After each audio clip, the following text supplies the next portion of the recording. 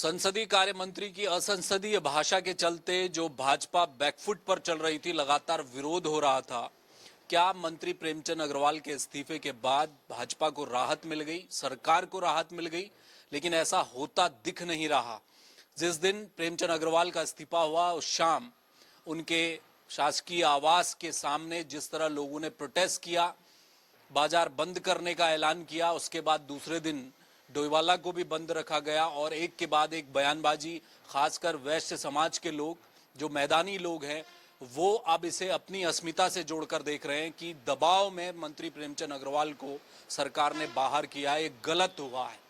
और लगातार यहाँ के लोगों को बाहरी लोग करार देने के बयान भी सामने आ रहे हैं। तो क्या ये माना जाए कि प्रेमचंद मंत्री के बयान के बाद उनका इस्तीफा कोई फायदा पहुंचा नहीं पाया सियासी तौर पर बीजेपी को?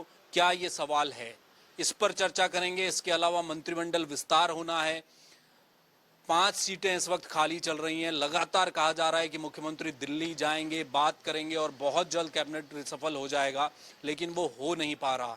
हर शाम तबादलों की सूची आ रही है, लेकिन कैबिनेट विस्तार नहीं हो पा रहा है। और इस पूरे प्रकरण के बाद उत्तराखंड की सूबे की राजनीति क्या एक नई करवट ले रही है? इन मुद्दों पर चर्चा करने के लिए मेरे साथ गजेंद्र रावत हैं, वरिष्ठ पत्रकार। गजेंद्र जी, मुद्दा खत्म हो गया, प्रेमचंद अग्रवाल ने इस्तीफा दे दिया, लोग यही चाह रहे थे, सरकार का भी दबाव था, उन्हें निकाल बाहर किया गया है, मुद्दा खत्म होता नजर आ रहा है। जिन प्रेमचंद अग्रवाल ने मंत्रिमंडल के सदस्य के रूप में जब शपथ ली तो संस्कृत भाषा में ली थी। बहुत बड़ी चर्चा हुई थी और बहुत बड़ा नाम था कि भाई प्रेमचंद अग्रवाल ने ऐसा कर दिया है। उसके बाद देखा गया कि उन्होंने जो है विधानसभा में जो नेम प्लेट्स थी उनको भी संस्कृत भाषा में लिखवाया गया। और जब असल रूप में लोगों ने उनको देखा राजनीतिक रूप से कि किस प्रकार से उन्होंने संसदीय कार्य मंत्री और वित्त मंत्री और जैसे महत्वपूर्ण पदों पर, और आप ये देखिए कि वो धामी सरकार के नंबर 2 पोजीशन के मिनिस्टर हैं, मतलब वो धामी के सबसे ज़्यादा वफादार और राजदार जिन्हें आप कह सकते हैं उनमें वो शामिल हैं। और जितना लेट उनके इस्तीफे में हुआ, उसके बाद जो एक तो चीज़ ये भी देखने को मिली कि जो उनको एक नई जिम्मेदारी दी गई थी वित्त मंत्री के रूप में, जीओएम का उनको मेंबर बनाया गया, तो पूरे ऋषिकेश विधानसभा में सैकड़ों की संख्या में होर्डिंग लगाए गए। उन होर्डिंगों से भी एक बड़ा उनके ऊपर जो है नेगेटिव प्रभाव गया और भाजपा हाईकमान ने ये माना कि ये जानबूझकर एक प्रकार से आप वही काम कर रहे हैं जो आपको नहीं करना चाहिए था। उन्होंने अपने जिद पर शंभू पासवान को वहाँ टिकट दिलवाया, उन्होंने ज़बरदस्ती वहाँ की सीट रिजर्व करवाई अपनी ताकत के बल पर। उन्होंने तमाम तरह के उनके पहले के वीडियो थे जब वो विधानसभा अध्यक्ष भी थे, मार पिटाई करने के लेके गाली गलौज के सब चीज़ें थी। मतलब प्रेमचंद अग्रवाल को जो जिस प्रकार से एक लगातार 4 बार जीतते हुए लोगों ने देखा, तो वो तो एक वर्ग है जो उनको वोट कर रहा है, जो उनके कामों के कारण उनको वोट कर रहा था। लोग उन लोगों के पीछे जो जा रहे थे, सबके सुख दुख में शामिल हो रहे थे। लेकिन ये वाला जो विषय था, जब आपने पहाड़ को चुनौती दे दी, आपने उत्तराखंडियत को चुनौती दे दी, आप हिमालय से टकराने निकल गए, तो वो निश्चित रूप से उन्हें उल्टा पड़ा। और वो जो इस्तीफे का जो विषय था, उसके बावजूद जब उनके घर में उनके समाज के लोग खड़े हुए और उनका कहना था कि जो पहाड़ से आए हुए लोग हैं वो शरणार्थी हैं, मेरे तो समझ में नहीं आ रहा कि उत्तराखंड के डीजीपी ने अभी तक उन लोगों के ऊपर मुकदमा क्यों नहीं किया। आखिरकार उत्तराखंड का गृह विभाग क्या कर रहा है कि जो लोग सरेआम इस प्रकार के अमर्यादित बयान दे रहे हैं। तो मंत्री सुबोध उनियाल ने तक कह दिया था कि सारे लोग तो बाहर से आए हैं, शरणार्थी हैं। अब सुबोध उनियाल की स्थिति भी ये हो गई है कि इधर प्रेमचंद अग्रवाल के इस्तीफे के बाद रितु खंडूड़ी से लेके आपके सुबोध उनियाल और महेंद्र भट्ट, सारे लोग जो है आम जनता के टारगेट पर आ गए। कल तक ये माना जा रहा था कि प्रचंड बहुमत की सरकार है और इस्तीफे होते नहीं हैं। ये इस्तीफा इस लिहाज से बहुत अलग है क्योंकि हरक सिंह रावत जैसा कोई जेनी प्रकरण भी नहीं हुआ, प्रेमचंद अग्रवाल कहीं रुपए लेते हुए पकड़े नहीं गए, कोई भ्रष्टाचार का इशू नहीं था। लेकिन जिस प्रकार से उत्तराखंडियत को लेकर जो विषय उन्होंने कहा सदन के भीतर, और उसके बाद भी वो चुप नहीं हुए, उनके समर्थक चुप नहीं हुए, उनके साथ कोई ऐसा समझाने वाला उनको नहीं था जो समझा पाता है। और ये भी देखा गया कि भारतीय जनता पार्टी ने फिर उनसे किनारा कर लिया महेंद्र भट्ट को छोड़ के।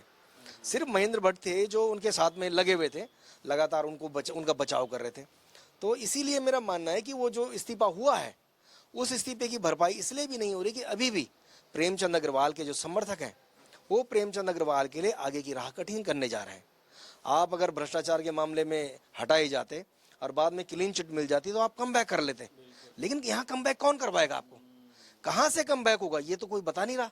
और वो जो लोग कल हरिद्वार में धरना प्रदर्शन कर रहे थे, जिन लोगों ने डोईवाला में करा, जो कांग्रेस की भी उसमें बहुत सारे लोग थे जो प्रेमचंद के पक्ष में थे, तो मेरा मानना है कि जो कुछ भी हो रहा है ये प्रेमचंद अग्रवाल के लिए आगे की राजनीति को और कठिन करने जा रहे हैं।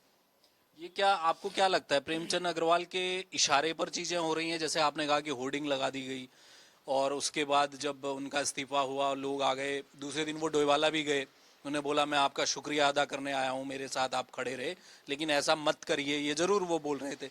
ये क्या बिना उनके कहने से, इशारे से, मतलब इतना स्वफूर्त होकर लोग आ गए, ऐसा लगता है आप? वो जिस कारण भी आए, अगर वो प्रेमचंद अग्रवाल ने भी मैनेज करके उनको वहाँ इकट्ठा किया, वो विक्टिम कार्ड खेलने का उन्होंने जो प्रयास किया, जो आपने उनको रामपुर तिराहे में जाते हुए देखा, वो वहाँ से आके उन्होंने जो प्रेस कॉन्फ्रेंस करी, उत्तराखंड आंदोलन के दौरान के उन्होंने किस्से कहानियाँ सुनाए, वो ट्रक में बैठ कर आए, उन्होंने वहाँ लाशें देखी। हालांकि मुझे बहुत बेहतर ढंग से याद है कि जिस दिन उत्तराखंड आंदोलन का वो जो मुजफ्फरनगर कांड हुआ था, अगले दिन सुबह तक वहाँ कोई लाश नहीं थी, सारी लाशें वहाँ से हटाई जा चुकी थी, जो घायल थे वो अस्पताल भेजे जा चुके थे। तो इसलिए प्रेमचंद अग्रवाल ने कौन सी लाशों के ढेर वहाँ देखे मुझे भी नहीं मालूम, और इसीलिए भी सवाल खड़े हो रहे हैं कि भाई सब लोग कह रहे हैं कि आप हैं यहाँ के हैं, कौन मना कर रहा है? लेकिन आप जब जानबूझ के इस प्रकार के काम कर रहे हैं, आपके कार्यकर्ता कर रहे हैं, आपके लोग कर रहे हैं, तो ये सारी घास तो आपके ऊपर आनी है। क्योंकि अब तक का जो 3 साल आप मंत्री के रूप में जो आपने यश कमाया, तो जो आज अपयश आ रहा है उस अपयश के भागी आप हैं, और आपके कारण आज आपकी सरकार पहली बार, मतलब सरकार पूरी सरकार हिली हुई है। जो सरकार में 3 साल से बहुत सारे पद खाली थे के मंत्रिमंडल के, उन पर भी उतनी चर्चा नहीं हुई जितनी आज प्रेमचंद के कारण हो रही है। तो अगर वो इस मामले को फिर से मैनेज करने में भी लगे हुए हैं, तो मेरा मानना है कि उनके लिए आगे की राह और कठिन होगी। गजनी, मेरा एक सवाल और है, मैं कैबिनेट विस्तार को लेकर अभी आऊंगा। एक सवाल इसी से जो जन्म ले रहा है यहाँ पर, बीजेपी उत्तराखंड में जब कभी भी गैरसैंण का मुद्दा आया तो बीजेपी ने उससे किनारा करते रही। बीजेपी ग्रीष्मकालीन राजधानी है, सरकार की इतनी ताकत नहीं दिख रही है उनकी कि वो जाकर 6 महीने गैरसैंण में बैठकर सरकार चला लें। वो हरीश रावत थे जिन्होंने वहां पर कुछ चीजें कर दी, अब उसको बस उतने तक ही रखना सीमित बीजेपी ने समझा है। उस मुद्दे से हमेशा इनकार किया भाजपा ने। बीजेपी हिंदुओं की बात करती है, तमाम मज़ारें टूटी, ये हुई, हिंदू मुस्लिम को लेकर बयान भी बीच बीच में आते हैं। वो सब राजनीति भाजपा के इर्द गिर्द, भाजपा को वो भाती है। ये क्या उत्तराखंड में ये जो पहाड़ और मैदान हो गया, जिस कुमाऊं गढ़वाल की आज तक बात होती थी, कभी कभी चर्चाएं सुनने में आती थी राजनीतिक तौर पर भी, वही कुमाऊं से ये आ गया तो अब गढ़वाल से ही, इस वाले मुद्दे ने कुमाऊं के पहाड़ और गढ़वाल के पहाड़ को एक कर दिया। ये जो क्षेत्रवाद की लकीर खींच गई है, क्या यहाँ से नई राजनीति आप देख रहे हैं? और ये मुसीबत तो नहीं हो गई है बीजेपी के लिए? ये सवाल एक बार खंडूड़ी सरकार के दौरान भी आया था। खंडूड़ी सरकार के दौरान एक बार ये आया कि भाई कुमाऊं और गढ़वाल का जब आप बंटवारा करते हैं सीटों को लेकर, मंत्रिमंडल को लेकर, मुख्यमंत्री और प्रदेश अध्यक्ष को लेकर या लीडर अपोजिशन को लेकर, तो ये आया था कि तराई के आदमी को जो है उप मुख्यमंत्री बनाया जाना चाहिए। ये बात तिलक राज बेहड़ से भी आई थी, ये बात मदन कौशिक के एंड से भी आई थी। इन दो नेताओं ने कहा था कि भाई जब आप प्रदेश में इस प्रकार की बातें करते हैं तो तराई का भी हिस्सा होना चाहिए, और उन्होंने कहा था उप मुख्यमंत्री वहाँ होना चाहिए। उस तराई में उस मैदान की जो राजनीति है, उस राजनीति में आज आपको हरियाणा का आदमी दिखाई दिया, जो आपने अभी मंगलौर चुनाव में देखा। उसमें आपने वो स्टिंग वाले उमेश कुमार भी देख लिए, जिनके दल बदल के कारण आज इस प्रदेश की हालत बहुत ख़राब है, और जिनके स्टिंगों की आज भी चर्चा है। सवाल ये नहीं कि अभी कहा क्या होगा, ये सारे सवाल जो हैं सरकार की प्रशासनिक क्षमता पर सवाल खड़े कर रहे हैं। आपको यहाँ की जनता ने पहली बार 56 विधायक दिए, 57 दिए, अगली बार 47-48 विधायक आ गए। आप इस प्रदेश को किस मोड़ पर ले आए? अगर आज की तारीख में प्रेमचंद के कारण जो है भाजपा असहज है, रितु खंडूड़ी के कारण असहज है, महेंद्र भट्ट और ये सुबोध उनियाल के कारण है, तो ये सारी की सारी जो है, जो सारी नाकामी, ये जो सारा अपयश है, ये पुष्कर सिंह धामी के सर जाता है। क्योंकि आप घर के गार्जियन हैं, और आपकी जो जो जो नेतृत्व क्षमता इसमें दिखाई देनी चाहिए थे, और आपके नेतृत्व में जब ये प्रदेश आगे बढ़ रहा है, जो आप उपलब्धियां बता रहे हैं, तो आज ये जो कुछ भी हो रहा है इसकी जिम्मेदारी आपको लेनी पड़ेगी। जब आप डेमोग्राफी बदलने के नाम पर जो बुलडोजर चलाते हैं, तो आप कहते हैं आप अपनी पीठ थपथपाते हैं। आप यूसीसी लाने के नाम पर अपनी पीठ थपथपाते हैं, तो फिर आप यश कमा रहे हैं। लेकिन आज जो कुछ हो रहा है, और जो खाई जो बीजेपी और इन दूसरे तीसरे जितने भी लोग कर रहे हैं, ये निश्चित रूप से आने वाले समय के लिए चुनौती बढ़ने वाली है। और ये चुनौती को आप अब देखना कि जब अगला परिसीमन होगा, उस परिसीमन में हरिद्वार, देहरादून और उधम सिंह नगर में तकरीबन विधानसभा की 10 सीटें बढ़ने वाली हैं। वही वो सीटें भी पहाड़ डोमिनेटिंग होने वाली हैं, आप उनको अलग नहीं कर पाएंगे। पहाड़ के आदमी को आप जो है पलायन करने से रोक नहीं पा रहे हैं, उसको यहीं नीचे आना है। यहाँ वो पहाड़, प्लेन, गढ़वाल, कुमाऊं, राजपूत, ब्राह्मण की जो पॉलिटिक्स अभी तक आप पर्दे के पीछे खेल रहे थे, मतलब आज तक देख रहे हैं ना कि आप तय कर रहे हैं कि अगर ब्राह्मण जाति का आदमी जो है यहाँ प्रदेश अध्यक्ष है तो उधर जो है कुमाऊं से ठाकुर मुख्यमंत्री है। फिर आप कह रहे हैं कि यहाँ जो लीडर अपोजिशन जो अनुसूचित जाति से है, तो आपने कहा कि जो ब्राह्मण है वो किसी का प्रदेश अध्यक्ष होना चाहिए। ये वो तमाम चीजें हैं जो कल तक पर्दे के पीछे थी। ये सडनली प्रेमचंद अग्रवाल के इस बयान से जो बाहर आई है, इसके आने वाले समय में अगर समय रहते हैं, भारतीय जनता पार्टी जो कल तक जो है हिंदू मुसलमान, भारत पाकिस्तान, मंदिर मस्जिद मजार, डेमोग्राफी की बात करती थी, आज वो इस मुद्दे पर फंस गई है। और अगर समय रहते इस मुद्दे से बाहर नहीं निकले, तो मेरा मानना है कि जो लोग इस बात को लेकर चर्चा कर रहे हैं कि यमुना कॉलोनी के बंगला नंबर 2 बहुत अशुभ है, वहाँ कोई मंत्री जो है अपना कार्यकाल पूरा नहीं करता है, बाकायदा मंत्रियों के नाम बताए जा रहे हैं, तो उन लोगों को ये भी बताना पड़ेगा कि उत्तराखंड का जो मुख्यमंत्री निवास है, जहाँ से निशंक की विदाई हुई, वो कार्यकाल पूरा नहीं कर पाए।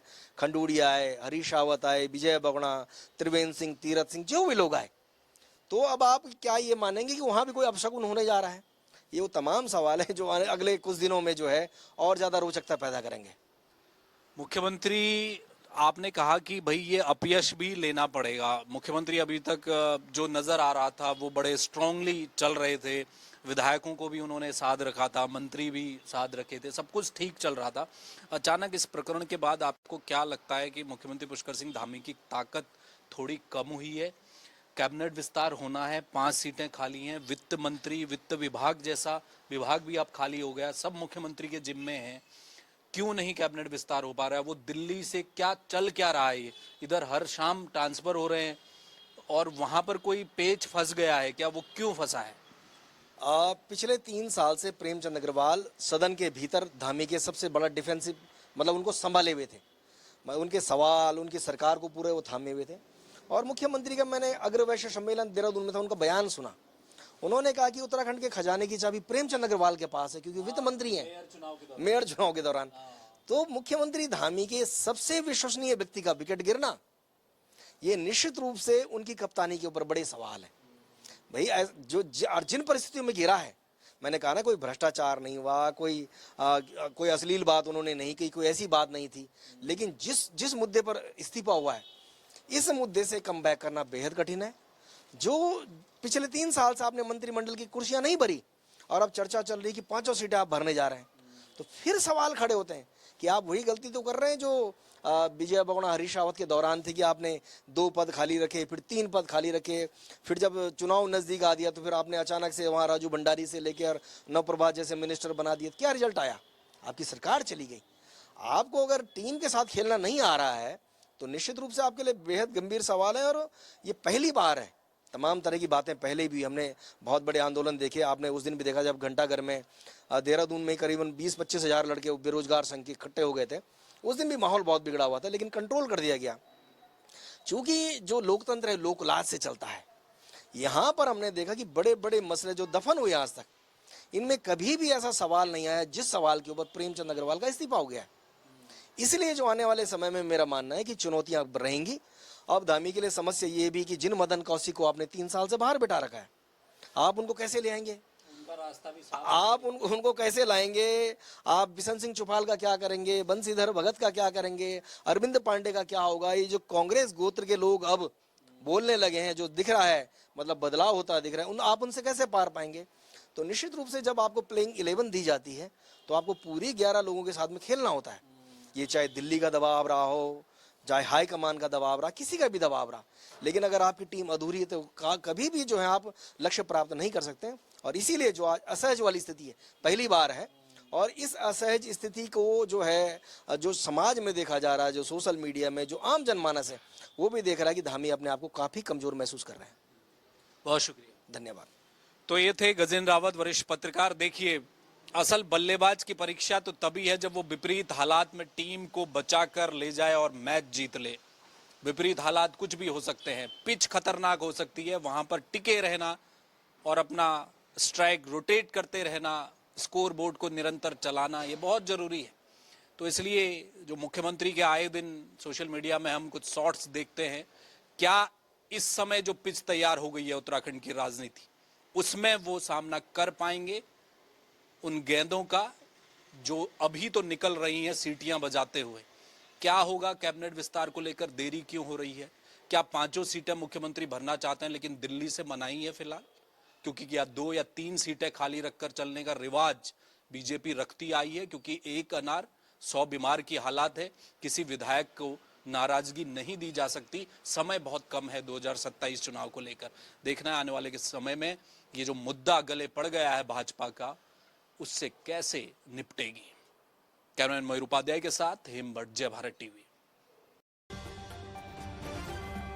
आप देख रहे हैं जय भारत टीवी।